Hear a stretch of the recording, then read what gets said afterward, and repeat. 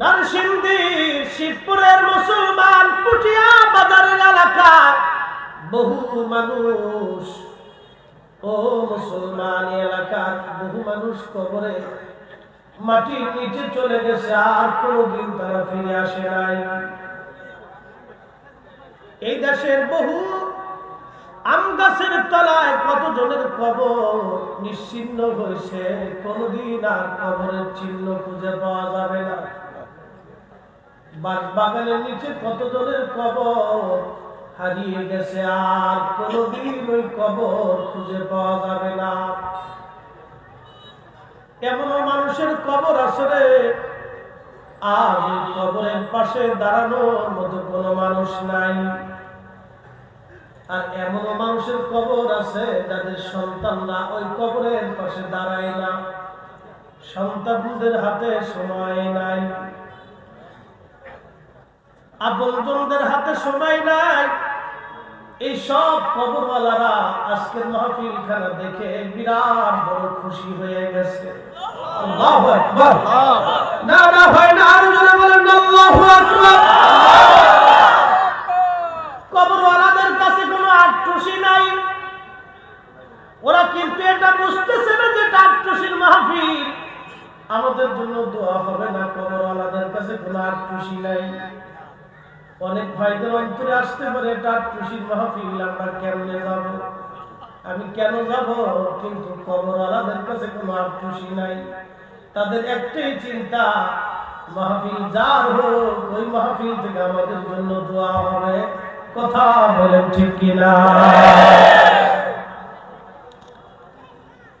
এই মাহফিলে যখন মাগরিবের নামাজের পরে দোয়া করা হলো, মাওলানা জাহাঙ্গীর আলম মুজাহিদি ভাই দোয়া যখন করেছেন তখন একটা শব্দ বলেছিলেন, আল্লাহ এই পুটিয়া বাজার এলাকার মধ্যে যত মানুষ কবরে গেছে, উনি কিন্তু বলে নাই ফর্সা মানুষের কবরে সওয়াব দাও, কালো মানুষের কবরে দিও না।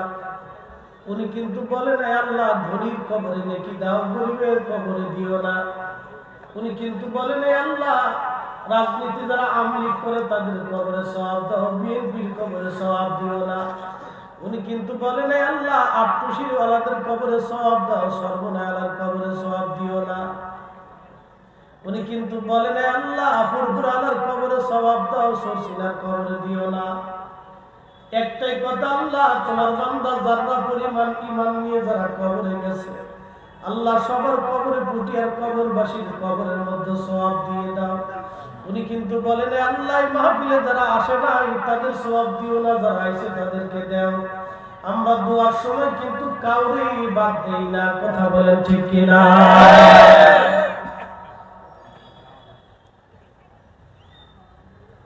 পুটিয়ার মুসলমান বাজারে দোকানে রাস্তাঘাটে বহু মানুষ ঘোরাফেরা করতেছেন রে বন্ধু।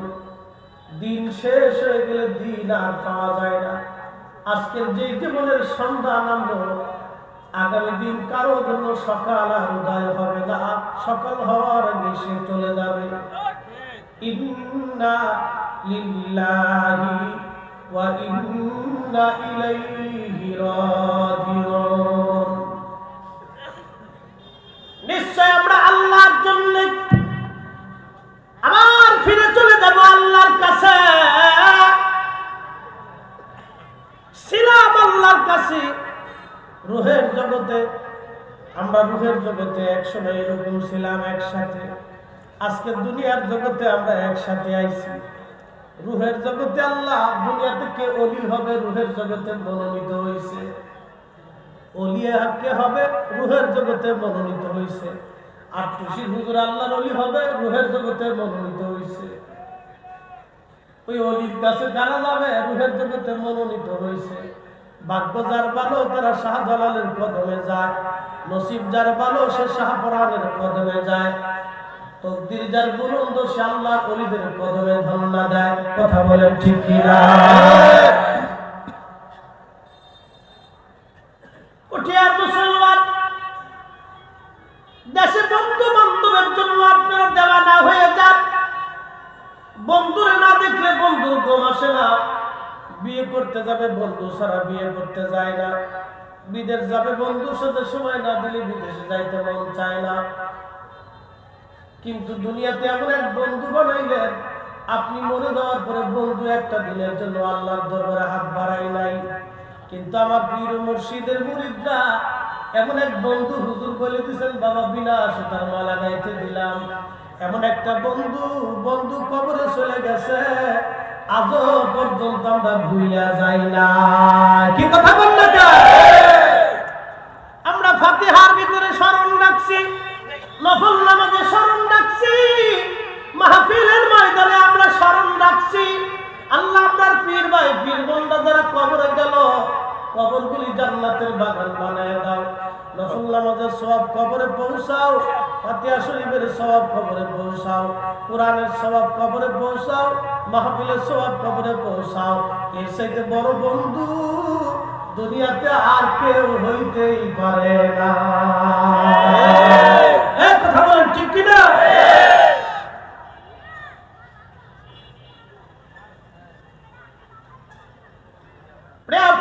মুসলমান খুবই মনোযোগ দিয়ে শুনিয়া যান।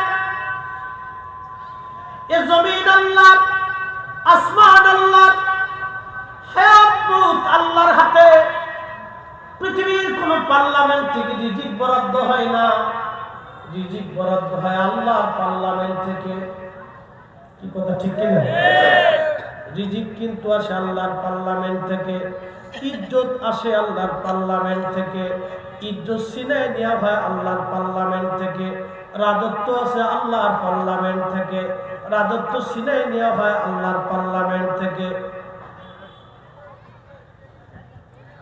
আল্লাহ বলেন, কুলিল্লাহুম্মা, ও নবী হাবিব আমার বন্ধু আমার, আপনি বলে দেন, মালিকাল মুলকি তুতিল মুলকা মান তাশা।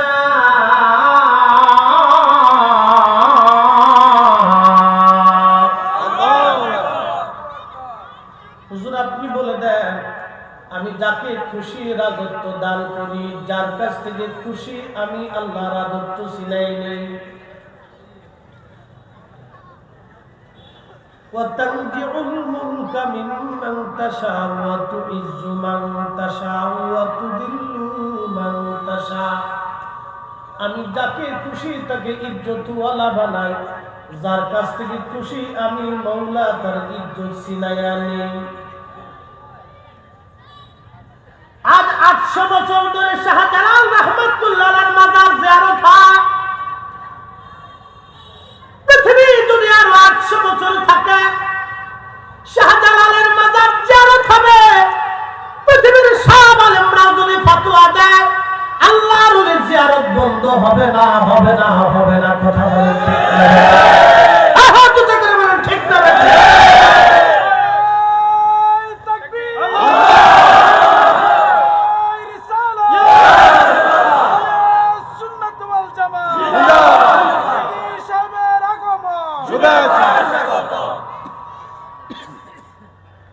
তেলের গাড়ি তেলে চলে,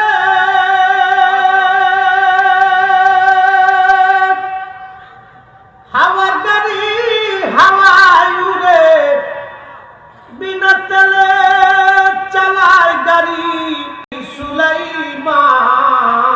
আমরা সেই মুসলমান, আমরা সেই মুসলমান। আবু মুসলিম আল খাওলাবি রাহমাতুল্লাহ আলাইহি বিরাট বড় কিবারুত তাবিঈন। আবু বকর সিদ্দিক রাদিয়াল্লাহু আনহু হাতে কালেমা পড়েছিলেন। বাড়ি ছিল মিশর, দিনের দাওয়াত দিতে গেছেন ইয়ামান। ভণ্ড নবীর উদ্ভব হলো। ভণ্ড নবী বলল, আবু মুসলিম যদি আমাকে নবী মানো তাহলে তোমাকে ছেড়ে দেব। আবু মুসলিম আল খাওলাবি বলেন, ভণ্ড নবী কাজ্জাব, আমাদের নবী শেষ নবী, আমাদের নবীর পরে আর কোন নবী আসবে না। বলে, তোমাদের নবী শেষ নবী, তার প্রমাণ কি? আবু মুসলিম আল খাওলাবি ডাকতে বলেন, কাজ্জাব, তোমরা আমারে মেরে ফেলবা, তোমরা আগুন জ্বালাইছো, আগুনে পুড়াইয়ে মারবা, আমার হাত পা বেঁধে আগুনের মধ্যে তোমরা ফেলে দাও। আমার শরীর যদি আগুনে পুরায় তাহলে আমার নবী মিথ্যা, আর যদি আগুন আমার না পুরায় তাহলে তোদের নবী মিথ্যা। চিৎকার করে জোরে বলেন আল্লাহু আকবার। উঠে আর মুসলমান ইমান কি কঠিন ইমান, কত জটিল ইমান, ইমান কত জটিল। আগুনে ফেলে দে, যদি আমার শরীর আগুনে পোড়া তো আমার নবী মিথ্যা, আর যদি আমি না পড়ি তাহলে ও ভণ্ড নবীর উম্মতরা তোদের নবী মিথ্যা। হযরত ওমর রাদিয়াল্লাহু আনহুর কাছে খবর আসছে ইয়ামান দেশে আবু মুসলিম আল খাওলামিকে ভণ্ড নবীর লোকেরা অ্যারেস্ট করেছে, ধরে নিয়ে গেছে মেরে ফেলে দেওয়ার জন্য। হযরত ওমর শুধু পায়চারা করতেছে, আহা নবীর একজন খালেস উম্মত আজ কঠিন পরীক্ষার সম্মুখীন হয়ে গেল। বন্ধু মদিনায় সংবাদ আসছে, কিন্তু মদিনার থেকে ইয়ামান বহু দূরের রাস্তা, সাহায্য সৈন্য পাঠাইতে দেরি হয়ে যাবে।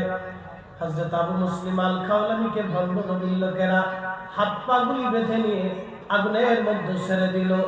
আগুন জ্বলে, আবু মুসলিম আল খাওলামি জ্বলে না। একসাথে জোরে বলেন আল্লাহু আকবার। চিৎকার করে বলেন ইয়া রাসূলুল্লাহ।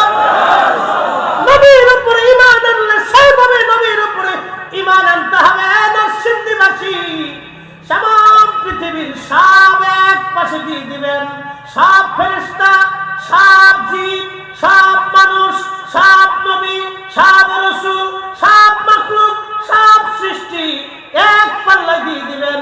আমাদের নবীকে আরেক পাল্লায় দিয়ে রাখবেন। আমাদের নবীর ওজনের সমান হবে না। কথা বলেন ঠিক কিনা? ওই নবীর শান নিয়ে যারা ছোটখাটো করে বক্তব্য দেয়, বুঝবেন ওই হুজুরের মতো শয়তান হুজুর আর দুনিয়াতে একটাও নাই। ওটা হুজুর না, ওটা শয়তানের দালাল। কথা ক্লিয়ার না? ভেজাল আছে? দালাল চেহারা মাশাআল্লাহ যত সুন্দরী হোক, ও ফুটফুটে সুন্দর। আগেরটা বললাম না। মুসলমান যুবক ভাইরা, শিবপুরের মুসলমান, মাইকের আওয়াজ বহু দূরে যায়, কথাগুলি শুনে যাবেন। হায় হায় হায়, আবু মুসলিম আল খাওলামির ঈমান কত মজবুত। সেই দিন আবু মুসলিম আল খাওলামি আগুনের মধ্যে পড়ে গেল, ফেলে দেওয়া হলো। আগুন জ্বলে, কিন্তু আবু মুসলিম আল খাওলামি জ্বলে না। কোরআন বলতেছে আলা ইন্না আউলিয়া আল্লাহি লা খাউফুন আলাইহিম ওয়া লা হুম ইয়াহজানুন।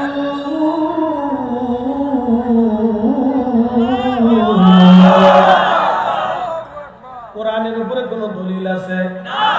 কোরআনের উপরে কোন বাক্য আছে? আল্লাহর কালামের মতো এত সুন্দর কারো কালাম আছে? আল্লাহর কথার উপরে কারো দামি কথা আছে? আল্লাহর কথার মতো বিশুদ্ধ কোন কালাম আছে?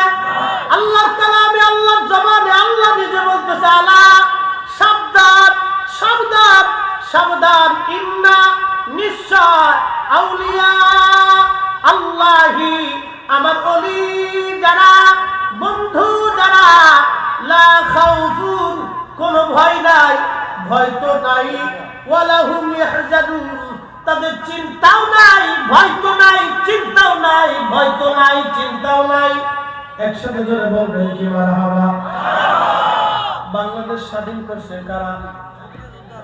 জোরে বলেন। এটা কি সত্য না মিথ্যা? এদেশে সূর্য পূর্ব আকাশে উদিত হয়, পশ্চিম আকাশে ডুবে যায়। এটা যেমন সত্য, মুক্তিযোদ্ধারা আমার দেশ স্বাধীন করার সময় নিজের জীবন বাজি রেখে তারা যুদ্ধ করেছিল। আমার গ্রামে যুদ্ধ হয়েছে, 12 জন মুক্তিযোদ্ধা 200 মিলিটারির সঙ্গে যুদ্ধ করেছে। 11 জন শহীদ হয়েছিল, মাত্র 1 জন বেঁচে ছিল। দেশের ভালোবাসায় তারা তাদের জীবনকে কুরবানি করে দিয়ে ছিল, নিজের জীবনের দিকে তারা তাকায় নাই, দেশকে তারা ভালোবেসেছিল। এক সাগর রক্তের বিনিময়ে বাংলার স্বাধীনতা আনলে যারা, আমরা তোমাদের ভুলব না, আমরা তোমাদের ভুলব না। মোরা একটি ফুলকে বাঁচাবো বলে যুদ্ধ করি, মোরা একটি ফুলকে বাঁচাবো বলে যুদ্ধ করি, মোরা একটি মুখের হাসির জন্য বস্ত্র ধরি, মোরা একটি ফুলকে বাঁচাবো বলে যুদ্ধ করি। জীবনকে উপেক্ষা করে দেশের জন্য, মাটির জন্য যারা জীবন দিয়ে শহীদ হয়ে দেশের স্বাধীনতা যারা নিয়ে আসলো, তারা মুক্তিযোদ্ধা, তারা দেশের শ্রেষ্ঠ সন্তান। কথা বলেন ঠিক না বেঠে? বাজান, রাজনীতির যে দল করে সেটা আপনার, মুক্তিযোদ্ধারা কোনো রাজনীতির দলের না, তারা দেশের, তারা দেশের সম্পদ। খুব মনোযোগ দিয়ে কথাগুলি শুনে যাবেন। ও মুসলমান, আজ থেকে 800 বছর আগে এই জমিনে কালেমা কে আনলো? কালেমার জন্য কে মুক্তিযুদ্ধ করলো? কালেমার জন্য কে সেই দিন তলোয়ার ধরলো? কালেমার জন্য কে হাজার হাজার রাস্তার পথ সেই দিন কে উপেক্ষা করে আসলো?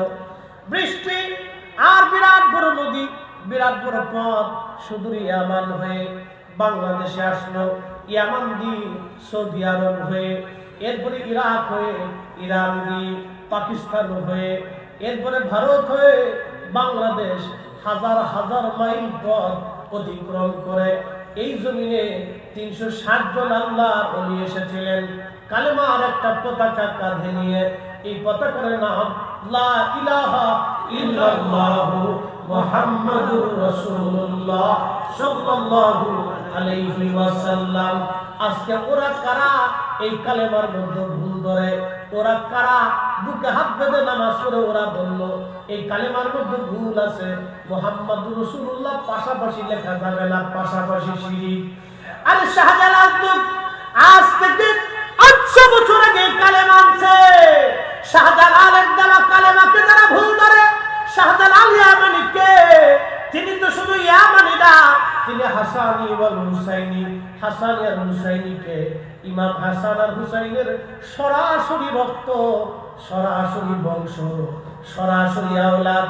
তিনি হযরত শাহজালাল ইয়ামানি, শাহ মুস্তাফা আল বাগদাদি, হাসান আল হুসাইনি, সিফা সালাম নাসিরউদ্দিন রাহমাতুল্লাহ আলাইহি, ফতেহ গাজী রাহমাতুল্লাহ আলাইহি, কাল্লা শহীদ রাহমাতুল্লাহ আলাইহি। মুসলমান খুব মনোযোগ দিয়ে যাবেন, এরা রাসূল বংশের সন্তান। এদের রক্ত অনুযায়ী ইমাম মাহদী দুনিয়াতে আসবে।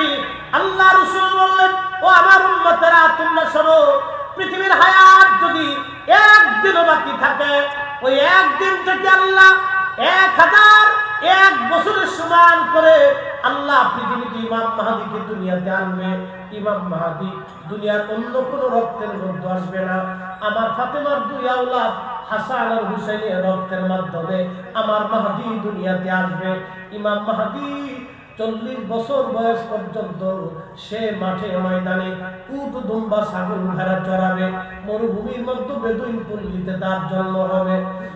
মুসলমান, দুনিয়ার গতানুগতিক লেখাপড়া, যুদ্ধবিদ্যা, উলুমুল হাদিস, উলুমুল ফিকহ, উলুমুল তাফাসির, উলুমুল কিরাত, দুনিয়ার কোন বিদ্যায় সে পারদর্শী হবে না, কোন মাদ্রাসায় মক্তবে সে লেখাপড়া করবে না, কোন প্রতিষ্ঠানে সে শিখবে না, তার উস্তাদ কেউ হবে না। সে এই 40টা বছর খালি উট দুম্বা ছাগল চড়াবে, হাবা গোবার মতো তারে দেখা যাবে। ইমাম মাহদীর বাবার নাম আব্দুল্লাহ, ওনার নাম হবে মুহাম্মদ। নবী বলতেছেন আমার উম্মত, কিন্তু তার পরিচয় ইমাম মাহদী। একটা রজনীর ভিতরে আমার আল্লাহ ইমাম মাহদীর কালবের ভিতরে আসমান জগৎ থেকে এলেমগুলি আমার মাহদীর কালবের ভিতরে আল্লাহ ঢুকাই দিবে। সৃষ্টির সমস্ত এলেমগুলি আল্লাহ আমার মাহদীর কালবের মধ্যে আল্লাহ ঢুকাই দিবে। সারা পৃথিবীতে আমি যেই রকম কালেমার হক প্রতিষ্ঠিত করেছি আমার মাহদী তামাম দুনিয়াতে লা ইলাহা ইল্লাল্লাহু মুহাম্মাদুর রাসূলুল্লাহ সাল্লাল্লাহু আলাইহি ওয়াসাল্লাম এই কালেমা তামাম পৃথিবীতে আমার মাহদী উড়াইয়া দিবে তামাম পৃথিবীতে ইসলামী আইন চালু হয়ে যাবে একবার জোরে বলা যাবে কি মারহাবা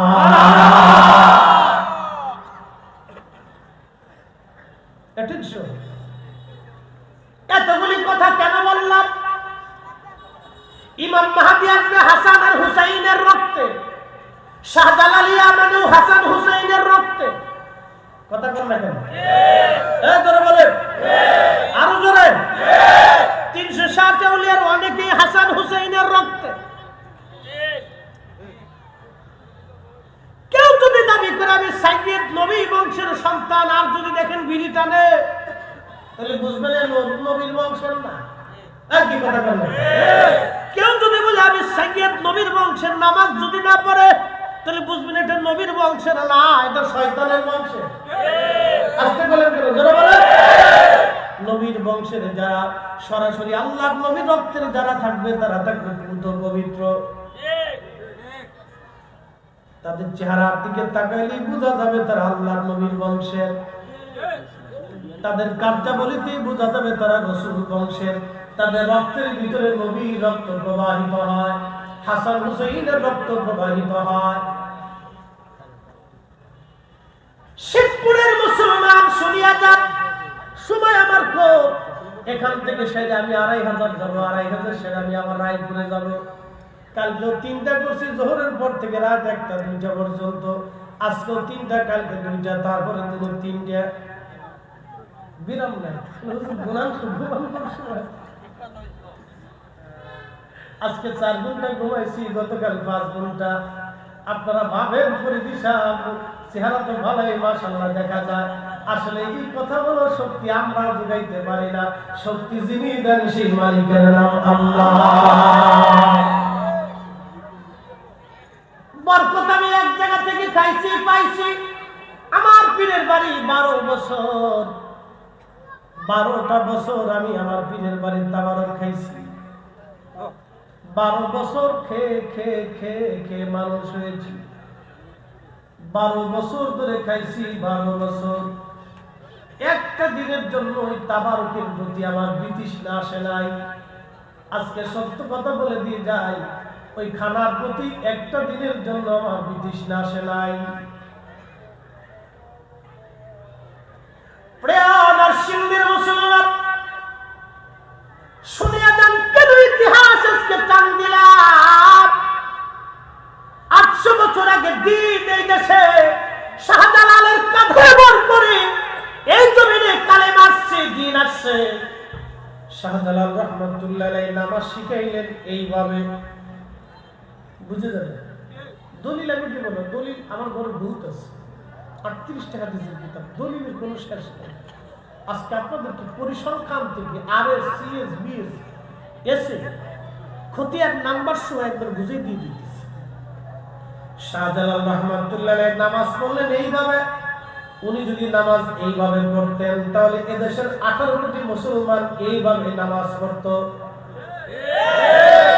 এই কথা বলেন ঠিক কি না উনি যদি নামাজ এইভাবে পড়তো তাহলে এদেশের 18 কোটি মুসলমান এইভাবে নামাজ পড়তো 360 আউলিয়া নামাজ শিখেছে এইভাবে নামাজে আসতে আমিন বলতে শিখিয়েছে তারাবি শিখিয়েছে 20 রাকাত নামাজের পরে দোয়া শিখিয়ে গেছে উন্না শিখিয়েছে বিদায় আজও দোয়া চালু আছে উন্না না শিখলে দোয়া চালু হইতো না ও নবীর উম্মত উন্না শিখাইছেন দোয়া চালু আছে আজ ওরা কারা আমার দোয়া শিবপুরবাসী কথাগুলি ভালো করে শুনে যাবেন এই বাজারে বহু মানুষ আছেন বিরাট বড় বড় ব্যবসায়িক আছেন আমানতে এত পরিমাণে কেন ব্যবসায়িক চিন্তা করে কাস্টমার ঠকাইলে আমি বুঝি জিতে গেলাম কাস্টমার চিন্তা করে দোকানদারের ঠকাইলে মনে আমি জিতলাম আচ্ছা আপনারা বলেন মানুষ ঠকায় কি জিতে না ঠকে মানুষ ঠকে সে নিজে ঠকে সে জিতে না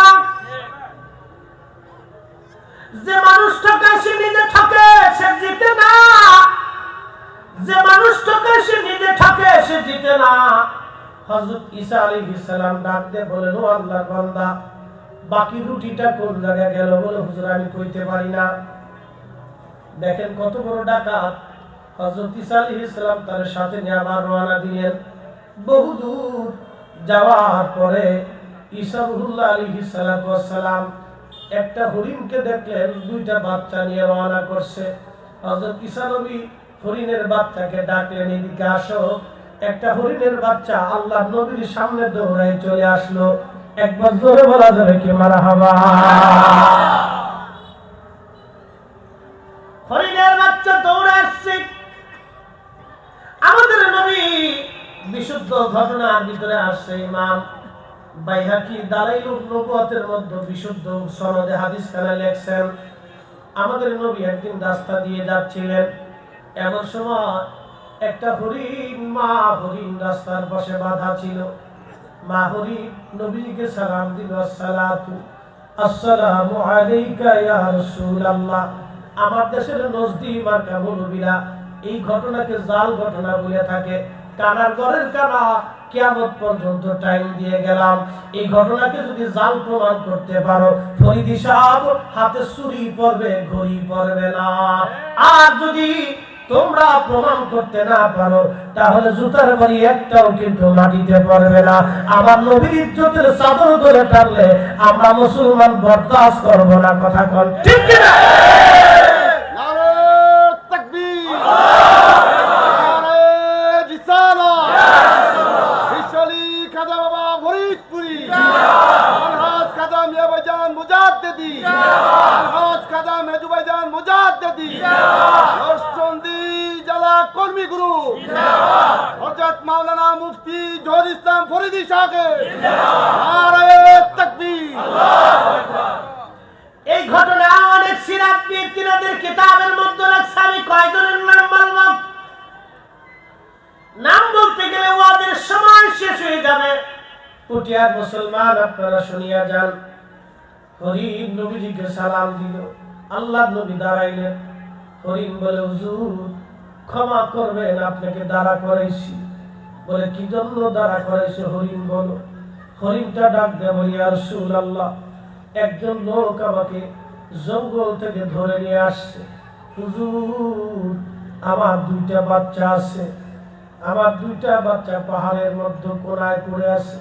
নবী গো, ওরা আমার সন্তান। ইয়া রাসূলুল্লাহ, আমি মা, ওরা না খেয়ে আছে, আপনি আমাকে একটু ছেড়ে দেন। নবী গো, আমার সন্তানদেরকে দুধ পান করাইয়া আমি আবার ফিরে আসবো। যুবক রে, মা কি জিনিস এখান থেকে তুমি শিখে যাও। মা কি জিনিস তুমি এখান থেকে শিখো। একটা হরিণের কলিজার ভিতরে সন্তানের প্রতি কি পরিমাণে দরদ। নবীজির কদমে হরিণটা কাঁদে, বলে, হুজুর দয়া করে আপনি আমাকে ছেড়ে দেন, আমি আমার সন্তানদেরকে দুধ পান করে আবার আপনার কদমে ফিরে আসবো। যুবক রে, তুমি মাকে কষ্ট দাও, মাকে ধমক দাও, মাকে গালি দাও। গভীর রাত্রে করে তুমি ঘরে ফিরে আসো, মা ঘরের মধ্যে পায়চারা করতে থাকে। গভীর রাত্রে করে তুমি ঘরে ফিরে আসো, মা পায়চারা করে। ভালো কথা বললে মাকে ধমক দাও। যুবক রে, আল্লাহর আরশের আল্লাহ তখন কাঁপতে থাকে। আমার মালিক তোমার সঙ্গে সম্পর্ক ছিন্ন করতে চায়। বন্ধুরে, মাকে কষ্ট দিবি না, মাকে ধমক দিবি না, বলে দিয়ে যায়। মাকে ধমক দিবি না, বাবাকে গালি দিবি না, তোর কপাল নষ্ট হবে, তকদির ধ্বংস হয়ে যাবে, চিরকাল ধ্বংস হয়ে যাবি। তোর জীবনের কোন আমল তোকে জান্নাতে নিতে পারবে না। তোর জীবনের কোন বুজুর্গি তোমাকে জান্নাতে নিতে পারবে না। যদি বাবা মাকে বেজার করে একবার কবরে চলে যাও, তোমার দুনিয়া বরবাদ হবে, কবর বরবাদ হবে, হাসরের মাঠ তোমার জন্য বরবাদ হবে। কথা বলেন ঠিক কিনা? মা, তুমি এ ধরনের শ্রেষ্ঠ নিয়ামত তোমারই পদ তলে রয়েছে জান্নাত, তোমারই পদ তলে রয়েছে জান্নাত। প্রিয় নবী দেখতে বলল, হরি তুমি কি আবার ফিরে আসবা? হরিণ বলে, হ্যাঁ ইয়া রাসূলুল্লাহ, নবী গো, আমি আপনার সাথে ওয়াদা করলাম আমি আমার বাচ্চাদেরকে দুধ পান করাইয়া আবার আপনার কাছে ফিরে আসবো। আল্লাহ নবী হরিণের বাঁধন ছেড়ে দিলেন। বাঁধন ছেড়ে দেওয়ার পরে হরিণ চলে গেল। হরিণ যায়া তার দুইটা বাচ্চারে দুধ পান করাইলো মা হরিণ। যুবক রে, মা চিনে যাও, একটা হরিণের কলিজায় মায়ের প্রতি যদি এমন দরদ হয়, তাহলে মা সন্তানকে কি পরিমাণে ভালোবাসে। বন্ধুরে, মনোযোগ দিয়ে কথাগুলি আর শুনে যাবেন। বাজার দলিল দিয়ে মানুষকে বোঝানো যায় না। এটা এমন একটা ঘটনা নবীর জীবনে ঘটেছিল। ইমাম বাইহাকি রাহমাতুল্লাহি আলাইহি বিশুদ্ধ সনদে দালাইলুন নবুওয়াতের মধ্যে ঘটনাখানা লিখেছেন। আমার নবী যে নবী, আমাদের নবী আখির নবী, তার প্রমাণ দিতে যাইয়া ইমাম বাইহাকি কিতাবের মধ্যে লেখে, হরিণ চলে গেছে দুধ পান করাইতে। মালিক উঠে আসছে, উঠে এসে দেখতেছে তার এখানে হরিণ নাই। মালিক এসে নবীকে সালাম দিল। নবীজি বললেন, তুমি কি হরিণ ধরে আনছো? বলে, হ্যাঁ ইয়া রাসূলুল্লাহ, আমি হরিণ ধরে আনছিলাম। আল্লাহর নবী, হরিণ কোথায় গেল? বলে, হরিণ আমি ছেড়ে দিয়েছি, হরিণ আবার আমার কাছে ফিরে আসবে। শোনো, তুমি হরিণটাকে ধরে নিয়ে আসছো, তার দুইটা বাচ্চা আছে। হরিণ আমার কাছে অভিযোগ করেছে তুমি তাকে ধরে নিয়ে আসছো তার দুইটা বাচ্চাকে দুধ পান করানোর জন্য। হরিণ আমার কাছ থেকে বিদায় নিয়ে গেছে, হরিণ আবার ফিরে আসবে। বলে, ইয়া রাসূলুল্লাহ, কি করে হরিণ আবার ফিরে আসবে বলেন? একটা প্রাণী চলে যাওয়ার পরে কি আর ফিরে আসে? আল্লাহর নবী বললেন, হ্যাঁ, সে আমার সাথে ওয়াদা করছে হরিণ আবার ফিরে আসবে। একবার জোরে বলা যাবে কি ইয়া রাসূলুল্লাহ? শ্রেষ্ঠ নবী দিলামরে তরিয়ে নিতে রোজ হাসরে, পথ না ভুলি তাই তো দিলে পাক কুরআনের বাণী। খোদা তোমার মেহেরবানি। বলেন, সুন্দর ফুল সুন্দর ফল, মিঠা নদীর পানি, খোদা তোমার মেহেরবানি, খোদা তোমার মেহেরবানি। ওই ব্যক্তি বলে, হুজুর তাহলে দেখি হরিণ ফিরে আসে কিনা। বলে, তুমি দাঁড়াও, হরিণ আবার আসবে। সে আমার সাথে ওয়াদা করছে বাচ্চাদেরকে দুধ পান করে ফিরে আসবে। চিৎকার মেরে জোরে বলবেন কি আল্লাহু আকবার। হায় হায় হায়, বিড়াল, কুত্তা, ছাগল। আচ্ছা আপনারা বলেন, বিড়াল কি অপারেশন সম্পর্কে কিছু জানে? হ্যাঁ, আচ্ছা আপনার বাড়ির গরুটা, সে কি মানুষের চিকিৎসা সম্পর্কে তার কোনো জ্ঞান আছে? নাই নাই। গরুর যেমন ডাক্তারের চিকিৎসা বিদ্যা সম্পর্কে যেমন জ্ঞান নাই, আমরা সাধারণ মানুষ হইয়া নবীর এলেম নিয়ে যারা প্রশ্ন তোলে, ওরা ওই রকম গরু গাধার মতো। ঠিক কিনা? গরু গাধার মতো। গরু গাধা যেমন ওই চিকিৎসা বিদ্যায় ওর যেমন কোনো দখল নাই, আমার দেশের কিছু গরু গাধা আছে, এরা বিরাট বড় সাইকুল হাদিস হইয়া আমার রাসূলের ইলম নিয়ে যারা প্রশ্ন তোলে, আল্লাহর কসম করে বলি, আসমানের মালিকের কসম করে বলি, জমিনের মালিকের কসম করে বলি, সৃষ্টির মালিকের কসম করে বলতেছি, আল্লাহর রাসূলের ইলম নিয়ে যারা প্রশ্ন তোলে, ওরা গরু গাধার মতো।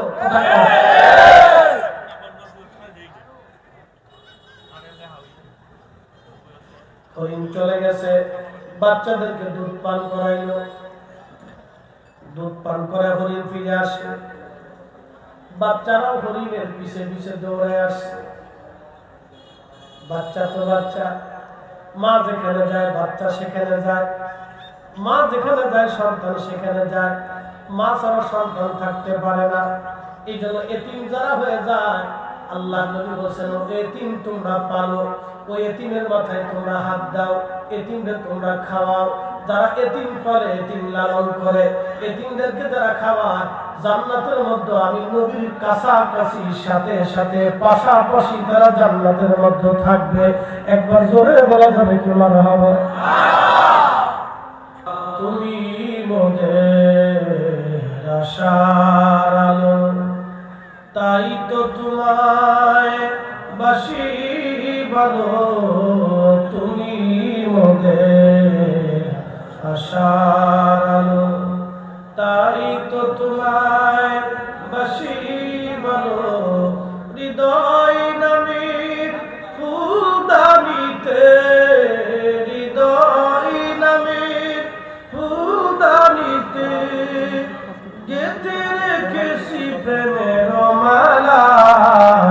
ইয়া রাসূলুল্লাহ ইয়া হাবিবাল্লাহ, বলেন ইয়া রাসূলুল্লাহ ইয়া হাবিবাল্লাহ ইয়া রাসূলুল্লাহ।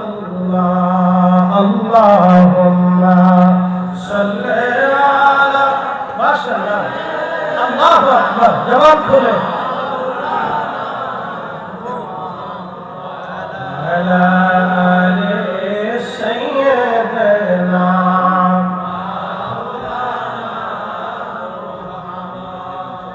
ওই মা হরিণ আমার ফিরে আসছে। আমার নবীজি দেখে বললেন, ও আল্লাহর বান্দা, দেখো হরিণ তার বাচ্চা সহ আবার ফিরে আসছে। হরিণ এসে বলল, ইয়া রাসূলুল্লাহ ইয়া হাবিবাল্লাহ, আমি ওয়াদা করছিলাম ফিরে আসার জন্য, নবী গো আমি আবার ফিরে আসছি। আল্লাহর নবীকে ওই সাহাবী দেখে বলল, হুজুর, প্রিয় নবীজি আপনি সাক্ষী থাকেন, নবী গো আমি হরিণটাকে খালাস করে দিলাম, মুক্ত করে দিলাম, তাকে আযাব করে দিলাম। ওই হরিণটা তার বাচ্চা কাচ্চা নিয়ে নবীকে সালাম দিতে দিতে ওই হরিণ তার বাচ্চা কাচ্চা নিয়ে আবার সে জঙ্গলে পাহাড়ে চলে গেল। চিৎকার মেরে জোরে বলেন আল্লাহু আকবার। তুমি মোদের আশার আলো, তাই তো তোমায় বাসি ভালো।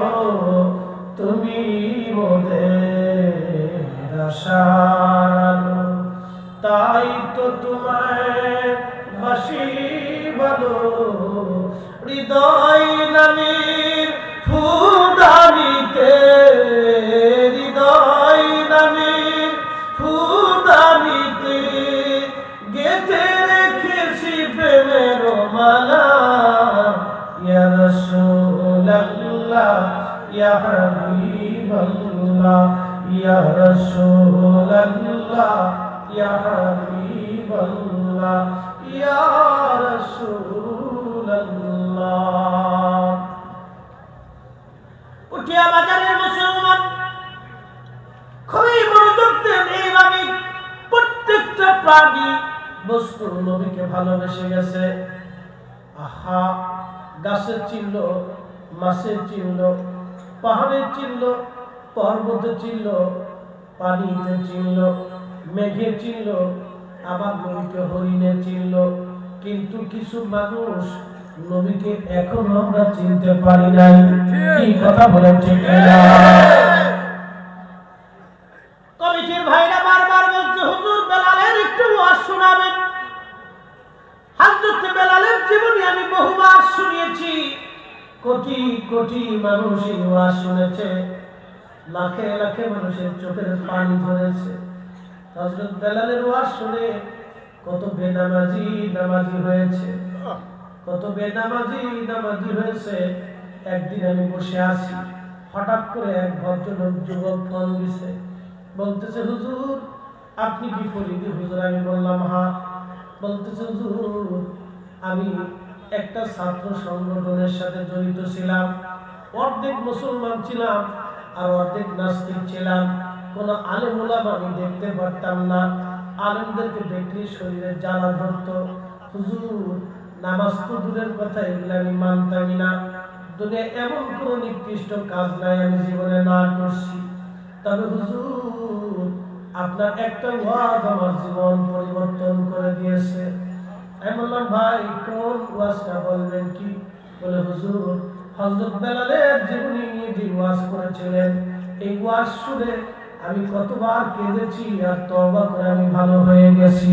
চিৎকার মেরে ধরে বলেন আল্লাহু আকবার। বেলালের মতো আশিক যদি আমরা হইতাম, বেলালের মতো আশিক যদি আমরা হইতাম, এ দুনিয়ায় নবীর দেখা পাইতাম, এ দুনিয়ায় নবীর দেখা পাইতাম। কোন সময় কার কলেজায় নবীর ভালোবাসা আসবে নরসিংদীবাসী আমরা কেউ বলতে পারবো না। লোকটা আমাকে বলতেছে, হুজুর আপনি দোয়া করবেন বাকি জীবন যেন আমি আল্লাহর পথে চলতে পারি।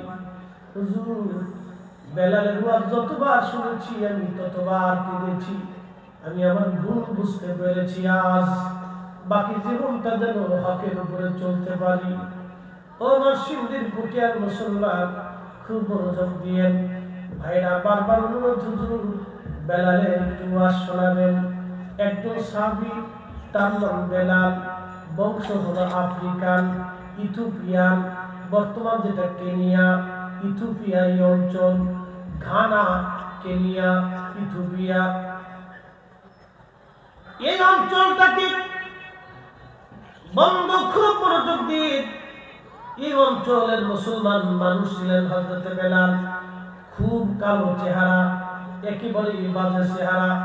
কিন্তু চেহারা বাজে হলে কি হবে, অন্তরটা বাজে চেহারা ছিল না, কালো ছিল না, অন্তরটা ছিল নবীর প্রেমে ভরা। আবু জাহেল যখন দলিল চাইল, সেই সময় বেলাল বিনা দলিলে নবী ভালোবেসে গেছে। জোরে বলেন না মারহাবা। একজন সাহাবী কালেমার জন্য এত পরিমাণে মার খাইছে, বেলালের মতো এমন মার, এমন অত্যাচার কেউ সহ্য করতে পারে নাই। বছরের পর বছর বেলালকে মারা হয়েছে। একটা দুই দিন না, বছরের পর বছর বেলালকে মারা হইতো। হযরত বেলাল কালেমার জন্য চামড়া দিলেন, গোশত দিলেন। আমরা নবীর উম্মত হইতে পারছি, কিন্তু বিনিময় নবীকে কিছুই দিতে পারি নাই। এইভাবে বেলালের জীবন পার হলো বহু কষ্টে। হযরত আবু বকর দেখলেন বেলালের বিরাট বড় কষ্ট, নবীর কাছে এসে বলেন, হুজুর কালেমার জন্য একটা মানুষ এতদিন পরিমাণে অত্যাচার সহ্য করতেছে। আল্লাহর নবী বললেন, সাহাবীরা রে, তোমাদের মধ্যে কে আসো, বেলালকে কেউ যদি মুক্ত করে নিয়ে আসো, আমি নবী তাকে জান্নাতের ওয়াদা করলাম। আল্লাহু আকবার। হযরত আবু বকর একটা দৌড় মারছে, 40,000 দিরহাম দিয়ে আবু বকর বেলালকে কিনে নিয়ে আসলেন, আজাদ করে দিলেন।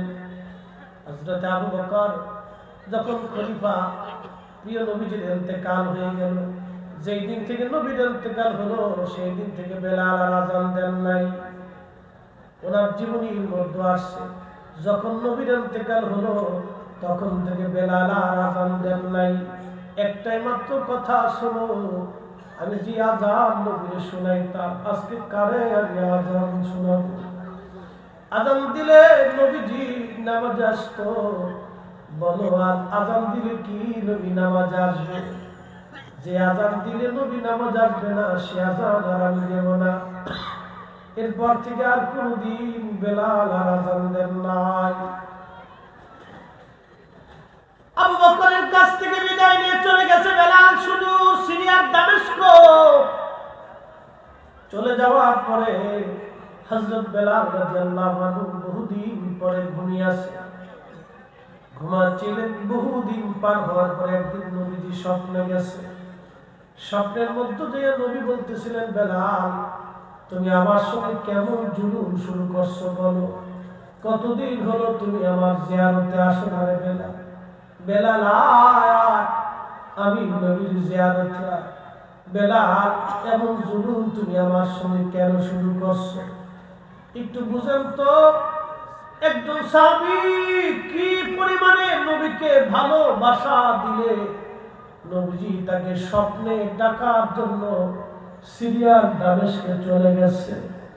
একসাথে চলে বলবেন কি ইয়া রাসূলুল্লাহ, তুমি মোদের আশার আলো, তাই তো তোমায় বাসি বলো, তুমি মোদের আশার আলো, তাই তো তোমায় বাসি বলো, হৃদয় নবীর ফুলদানিতে, হৃদয় নবীর ফুলদানিতে গেঁথে রেখেছি প্রেমের মালা, ইয়া রাসূলুল্লাহ ইয়া হাবিবাল্লাহ, ইয়া রাসূলুল্লাহ ইয়া হাবিবাল্লাহ।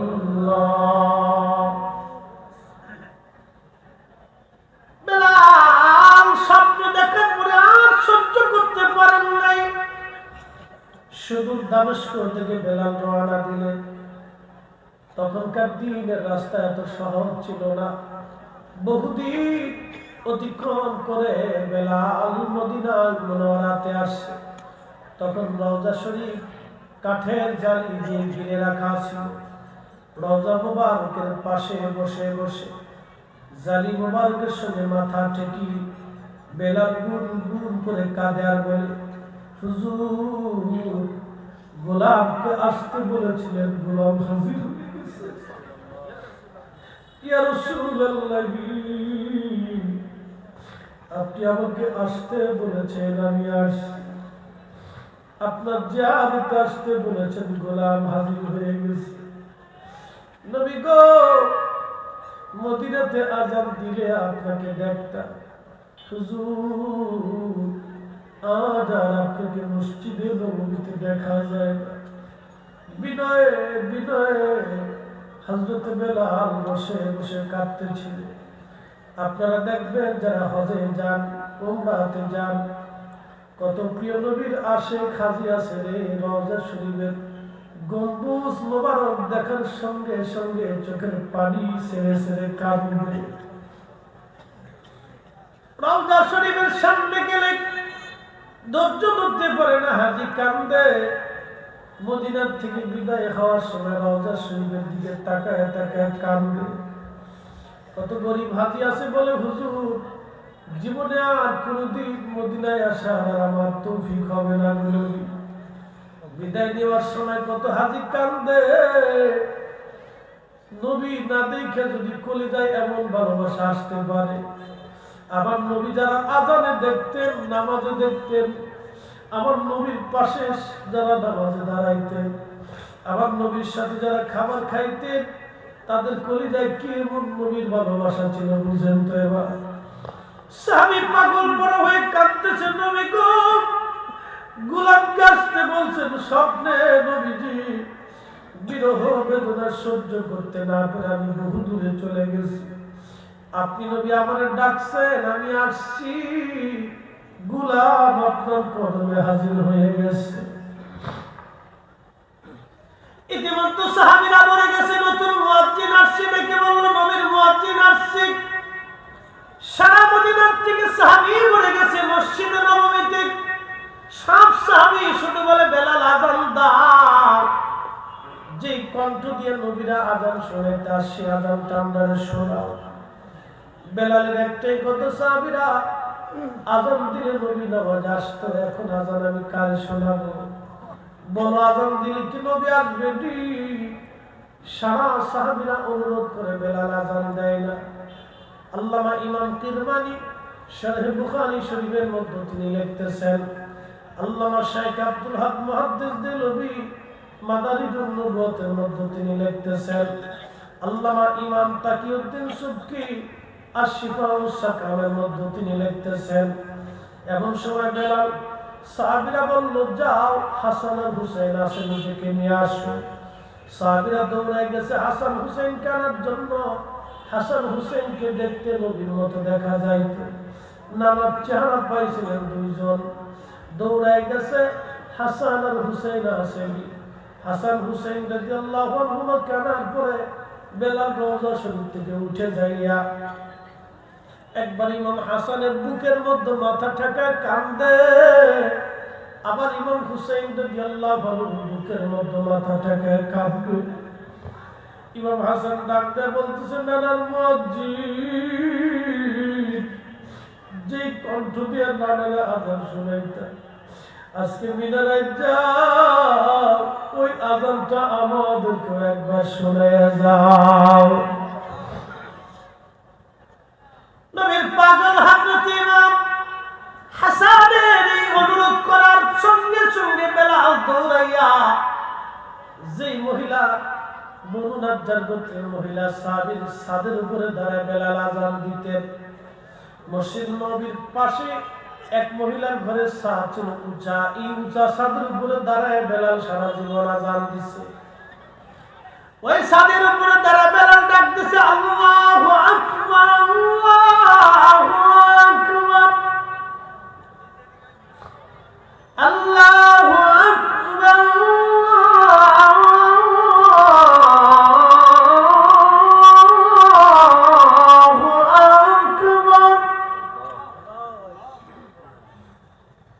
أشهد أن لا إله إلا الله،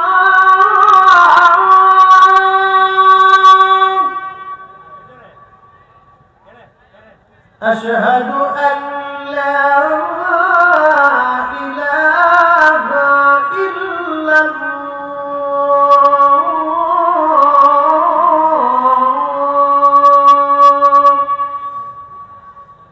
সারা মদিনার মধ্যে আজানের রাত পড়ে গেল। হায় হায়, মদিনার ঘর থেকে সাহাবীরা বের হয়ে দৌড় মারছে। ইমাম সুবকি লেখেন, তখন মদিনার ভিতর থেকে মহিলারা বের হয়ে দৌড় মারছে, বাচ্চাদেরকে নিয়ে দৌড়াচ্ছে।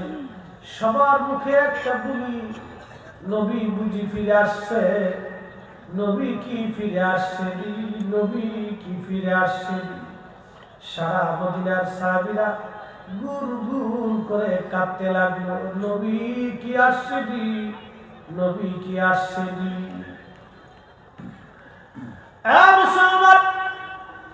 সেই দিনে মদিনার এমন কোন মানুষ নাই না কেঁদেছিল বেলালের আজানে। আজানের হুজুর এত কঠিন, আদৌ সেই আজান আছে আগের মতোই, আদৌ সেই আজান আছে আগের মতোই, বেলালের মতো রূহ নেই। আদৌ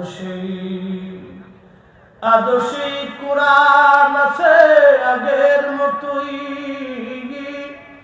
আবু বকরের মতো পাঠক নেই। আদৌ সেই মুসলিম আছে আগের মতোই, আদৌ সেই মুসলিম আছে আগের মতোই, ওমর উসমান আলী নেই। আদৌ সেই আজান আছে আগের মতোই, আদৌ সেই আজান আছে আগের মতোই, বেলালের মতো মুয়াজ্জিন নেই। সারা মদিনার মধ্যে কান্নার রোল পড়ে গেছে, নবী বুঝে আসছে। হযরত বেলাল যখন আযান দিল, আশহাদু আন্না মুহাম্মাদার রাসূলুল্লাহ,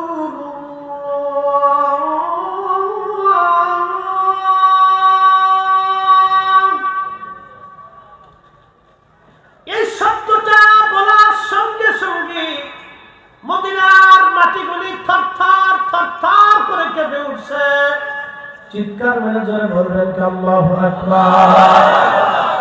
দুনিয়ায় কারো আজানে পৃথিবীতে ভূমিকম্প হয় নাই, একমাত্র বেলালের আজানে পৃথিবীর মধ্যে ভূমিকম্প হয়েছিল।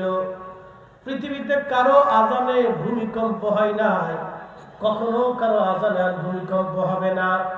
কোনোদিন কখনো হয় নাই, আগামীতে কোনোদিন কারো আজানে হবে না। একজনের আজানে পৃথিবীতে ভূমিকম্প হয়েছিল, সেটা হযরত বেলালের আজানে জমিন পর্যন্ত স্থির থাকতে পারে নাই। আল্লাহু আকবার। নারা হয় না